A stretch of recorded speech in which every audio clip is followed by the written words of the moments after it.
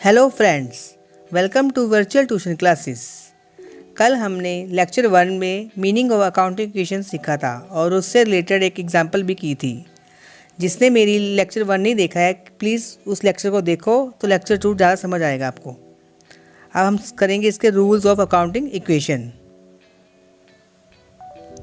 देखो, rules of accounting equation. First rule है इसका कैपिटल का। Capital, when capital is increased,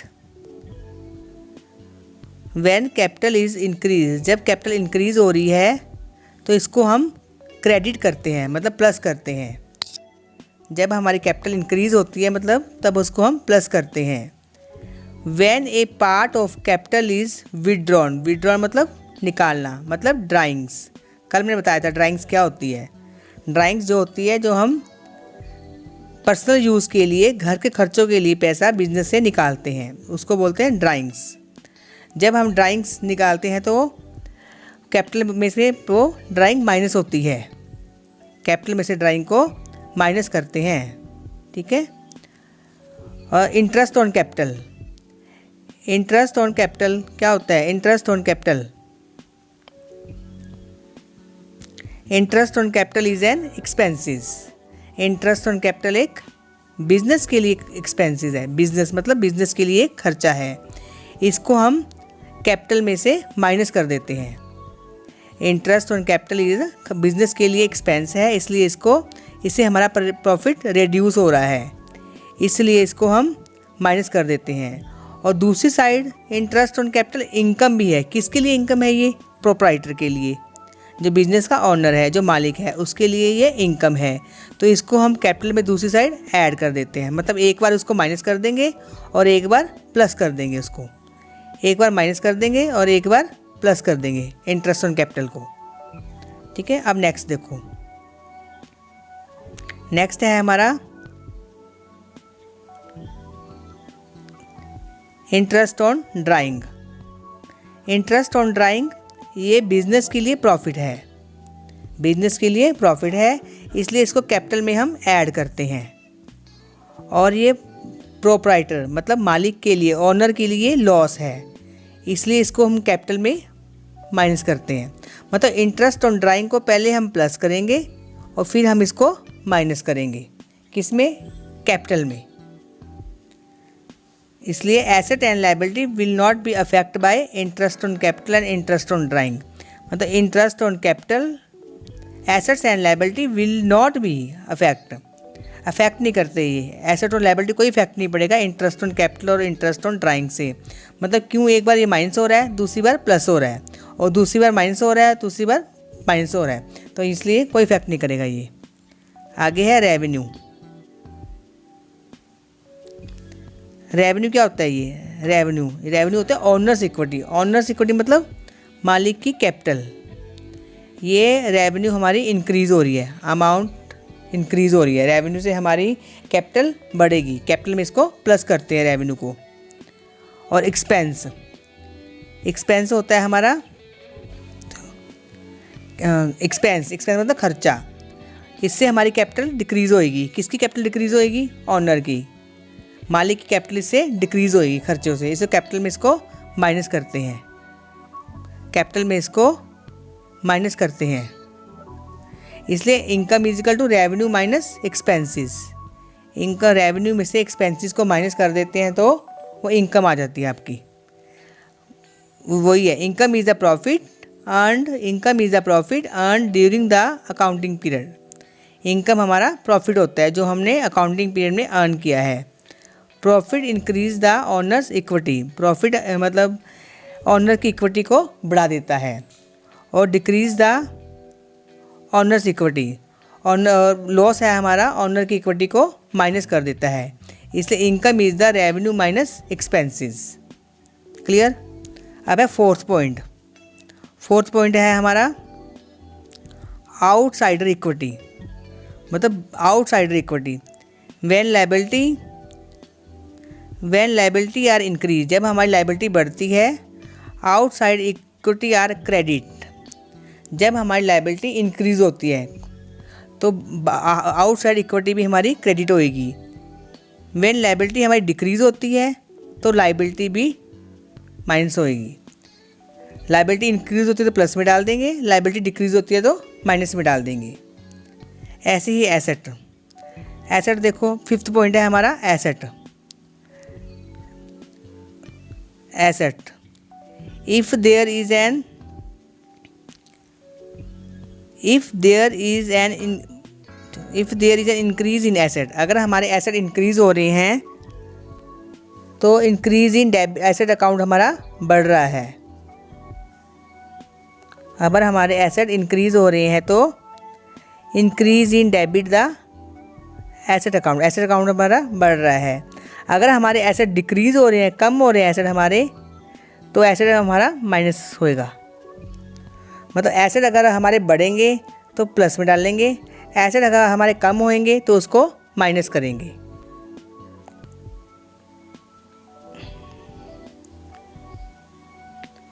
आगे इट इज़ पॉसिबल दैट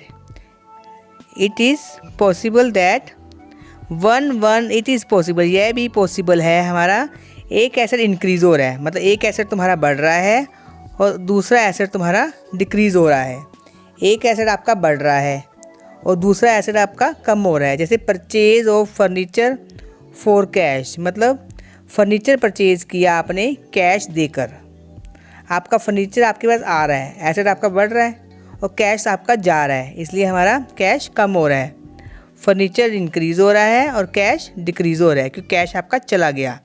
तो कैश फर्नीचर में प्लस कर देंगे, कैश में माइनस कर देंगे। अगला है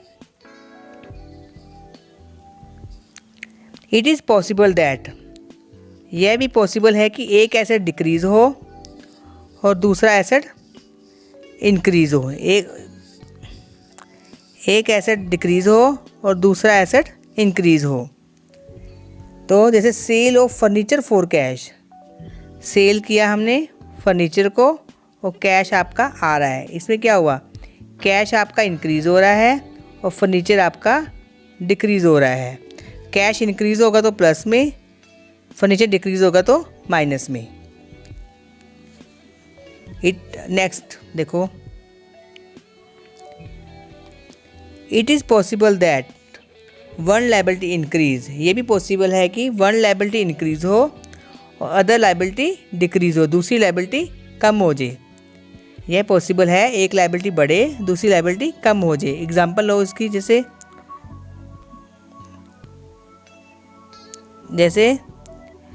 dishonour of bill payable. Dishonour मतलब क्या होता है, डिसऑनर का मतलब होता है कैंसिल होना, बिल कैंसिल होना, कोई चीज़ कैंसिल होना। डिसऑनर मतलब कैंसिल होना, कोई आपने बिल लिखा वो कैंसिल हो गया। आगे जाके पढ़ेंगे, बिल पेबल का चैप्टर है एक, उसको डिटेल में पढ़ेंगे आगे। डिसऑनर का मतलब होता है कैंसिल होना।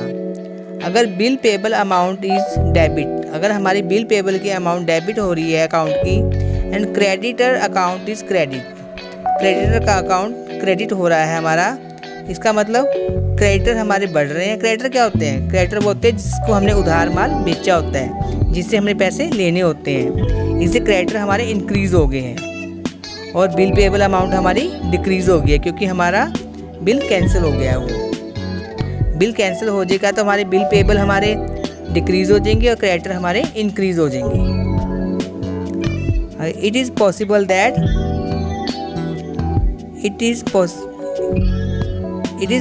दैट वन लायबिलिटी डिक्रीज़, यह भी पॉसिबल है कि एक लायबिलिटी डिक्रीज़ हो और अदर लायबिलिटी आपकी इंक्रीज़ हो। एक लायबिलिटी डिक्रीज़ हो, दूसरी लायबिलिटी आपकी इंक्रीज़ हो। जैसे creditor were made payment, creditor को हमने पेमेंट करी, बिल एक्सेप्ट कर लिया उन्होंने और क्रेडिटर हमारे डिक्रीज़ हो गए और बिल पेबल आपके इंक्रीज़ हो गए हैं। इसमें क्रेडिटर आपके कम हो गए हैं, क्रेडिटर को माइनस कर देंगे और बिल पेबल आपके इंक्रीज़ हो गए हैं। जैसे नेक्स्ट देखो, अब इट इज़ पॉसिबल दैट, यह भी पॉसिबल है one asset increase liability also increase, मतलब एक एसेट बढ़ रहा है, एक लायबिलिटी बढ़ रही है। एक साइड से एसेट बढ़ रहा है और एक साइड से आपकी लायबिलिटी बढ़ रही है। जैसे कि फॉर एग्जांपल फर्नीचर आपने परचेज़ किया क्रेडिट, आपने फर्नीचर को उधार परचेज़ किया क्रेडिट, तो हमारा फर्नीचर इंक्रीज़ हो जाएगा। उधर साइड से आपने पेमेंट नहीं करी, उधार खरीदा, तो आपके क्या बढ़ गए, लायबिलिटी, क्रेडिटर बढ़ गए आपकी, तो क्रेडिटर भी इंक्रीज़ हो गए हैं। तो एसेट में भी प्लस और उधर लायबिलिटी में भी प्लस, दोनों में प्लस हो जाएगा ये। It is possible that one asset decrease liability also decrease, मतलब एक एसेट आपका कम हो रहा है तो आपकी लायबिलिटी भी कम हो रही है, ये भी पॉसिबल है। जैसे कैश पेड टू क्रेडिटर, हमने क्रेडिटर को कैश पे कर दिया, क्रेडिटर को कैश पे कर दिया ना आपने, तो कैश आपका जा रहा है, कैश माइनस, और क्रेडिटर भी आपके कम हो गए, क्रेडिटर भी आपके डिक्रीज हो गए हैं, तो कैश में माइनस, क्रेडिटर में माइनस, दोनों चीज़ माइनस हो जाएगी। आगे है एन इंक्रीज इन एसेट, अगर एक एसेट बढ़ रहा है without a corresponding increase in liability, मतलब एक एसेट आपका इंक्रीज हो रहा है without a corresponding increase in liability और a corresponding decrease in another asset, मतलब एक एसेट आपका इंक्रीज हो रहा है without a corresponding increase in liability और corresponding decrease in another assets, it means that increase in capital conversely, मतलब capital हमारी इंक्रीज हो रही है, increase in liability without corresponding increase in asset, हमारी लायबिलिटी भी इंक्रीज हो जाएगी एसेट इंक्रीज हुए बगैर, और एक corresponding decrease in another liability, हमारी लायबिलिटी भी डिक्रीज हो जाएगी, इंडिकेट डिक्रीज इन कैपिटल। ये रूल्स ऑफ अकाउंटिंग इक्वेशन थे। अब हम इसको थोड़ा ब्रीफली देखते हैं सारे रूल्स को थोड़ा थोड़ा। जैसे कि कैपिटल है आपकी, कैपिटल बढ़ रही है तो आपकी कैपिटल को प्लस करते हैं, अगर ड्राइंग्स पैसा निकाल लेते हैं तो उसको हम कैपिटल में से माइनस कर देते हैं। और जैसे इंटरेस्ट ऑन कैपिटल था आपका, इंटरेस्ट ऑन कैपिटल को हमने एक बार माइनस किया फिर उसको प्लस किया था, और इंटरेस्ट ऑन ड्राइंग को एक बार प्लस किया था और दूसरी बार हमने इसको माइनस किया था। एक तो ये हो गया कैपिटल का आपका। एक रेवेन्यू, रेवेन्यू को आपने आपस में प्लस करते हैं ऑनर्स की इक्विटी में, और एक्सपेंसेस को हमने ऑनर्स कैपिटल में इसको माइनस करते हैं। रेवेन्यू को हम कैश में प्लस करेंगे और उधर कैपिटल में भी प्लस करेंगे, और एक्सपेंसेस को कैश में से माइनस करेंगे, उधर कैपिटल में से भी माइनस करेंगे। ऑनर्स इक्विटी, ऑनर्स इक्विटी में क्या था, लायबिलिटी आपकी इंक्रीज हो रही है तो इक्विटी भी आपकी क्रेडिट होएगी, लायबिलिटी डिक्रीज हो रही है तो लायबिलिटी भी आपकी डेबिट होगी, इसलिए प्लस माइनस। एसेट्स, अगर आपके एसेट बढ़ रहे हैं तो आपके प्लस में, एसेट अगर आपके कम हो रहे हैं तो उसको माइनस में। और एक एसेट इंक्रीज हो रहा है दूसरा एसेट डिक्रीज हो रहा है तो एक प्लस में एक माइनस में। एक एसेट आपका डिक्रीज हो रहा है दूसरा एसेट इंक्रीज हो रहा है तब भी प्लस और माइनस।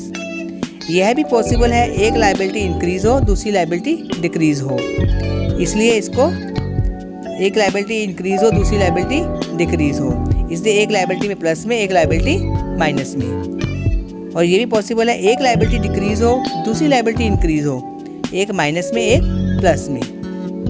यही पॉसिबल है एक एसेट आपका इंक्रीज हो दूसरी लायबिलिटी आपकी इंक्रीज हो, तो एसेट प्लस में डाल देंगे उधर लायबिलिटी प्लस में डाल देंगे। और ये पॉसिबल है एक एसेट डिक्रीज हो दूसरा लायबिलिटी डिक्रीज हो, तो दोनों माइनस में, एसेट माइनस में लायबिलिटी भी माइनस में। अब इससे रिलेटेड हम एक क्वेश्चन करते हैं। एग्जाम्पल नंबर सेकंड, देखो कल फर्स्ट की थी हमने, अब सेकंड करवाते हैं। देखो फर्स्ट ध्यान से देखो उसको। Prepare the accounting equation on the basis of the following, हमने अकाउंटिंग इक्वेशन बनानी है इसके अकॉर्डिंग। देखो फर्स्ट, पहले start business with cash 70,000, business start किया हमने 70,000 से, मतलब हमने बिजनेस स्टार्ट किया 70,000 रुपये लगाकर बिजनेस स्टार्ट किया। बिजनेस में क्या आ रहा है आपके, कैश आ रहा है आपके बिजनेस में। कल हमने इक्वेशन की थी asset is equal liability plus capital, ये की थी ना हमने, asset is equal to liability plus capital. अगर आपने बिजनेस स्टार्ट किया तो आपका कैश आ रहा है बिजनेस में, तो एसेट साइड में हम कैश का कॉलम बनाएंगे, ठीक है, और लायबिलिटी साइड में हम कैपिटल का कॉलम बनाएंगे। कितने से स्टार्ट करी आपने, 70,000 से स्टार्ट करी, तो हम डालेंगे 70,000 कैश में प्लस कर देंगे, उधर कैपिटल में 70,000 प्लस कर देंगे। क्लियर। अब नेक्स्ट देखो, नेक्स्ट है, next credit purchase of goods ₹18,000। Goods purchase करी क्रेडिट, क्रेडिट मतलब उधार परचेज करी आपने 18,000 की गुड्स। अगर आप उधार परचेज करोगे, गुड्स परचेज करोगे तो आपका क्या बढ़ता है, कल बताया था मैंने, स्टॉक बढ़ता है। तो स्टॉक का हम एक कॉलम बनाएंगे नया।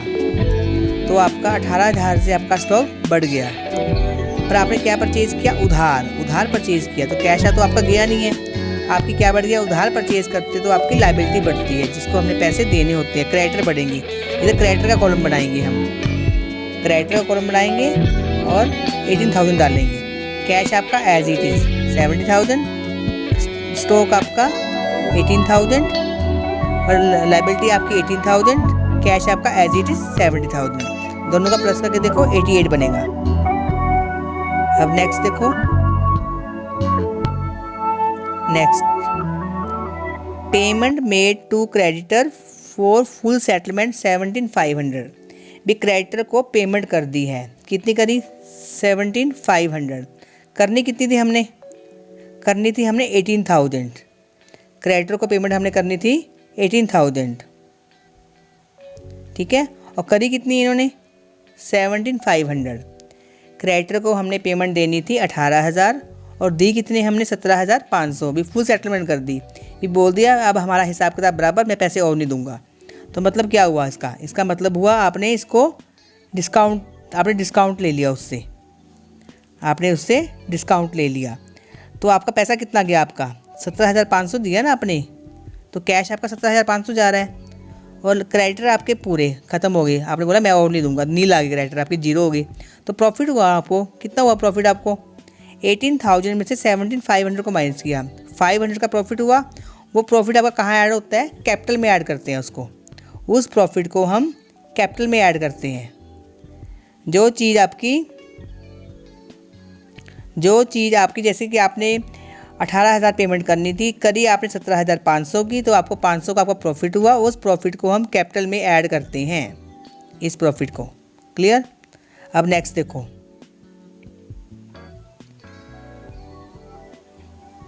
नेक्स्ट है purchase of machinery for cash. Machinery purchase करी कैश देकर, आपने मशीनरी खरीदी है 20,000 कैश देकर, मतलब आपका एक एसेट डिक्रीज़ हो रहा है, कैश आपका कम हो रहा है ना, 20,000 जा रहा है, और दूसरी मशीनरी आपकी बढ़ रही है। इसे दिखाएंगे, इसको देखो, आपकी कैश कितना कम हुआ, आपका 20,000 का कैश आपका कम हुआ 20,000 से, देखो, ठीक है। और मशीनरी का कॉलम बना देंगे एक और, एसेट है ना मशीनरी हमारी, तो अब मशीनरी हमारी बढ़ गई है। तो 52,500 में से 20,000 माइनस किया, कैश आपका है 32,500 बचा, स्टॉक एज इट 18,000, मशीनरी आपकी बढ़ गई 20,000, इधर आपकी कैपिटल वही 17,500, प्लस करके देखो इसका इक्वल आएगा ये, देखो 7,500, इसको और इसको तीनों को प्लस करो, इसके इक्वल आएगा, क्योंकि हमारी इक्वेशन होती है asset is equal to liability plus capital के, तो इसलिए इसका टोटल और इसका टोटल इक्वल आना चाहिए, तब क्वेश्चन बिल्कुल ठीक आएगा आपका ये। अगर आपको कोई डाउट्स हो इस क्वेश्चन में तो आपको मैं कमेंट बॉक्स में लिखकर बताना, मैं उसको दूर करूँगी। और क्वेश्चन की इसमें घर में इसकी प्रैक्टिस करना, इसको लिख के प्रैक्टिस करना, तभी क्वेश्चन सॉल्व होंगे आपके ये वाले। Thanks for watching this video.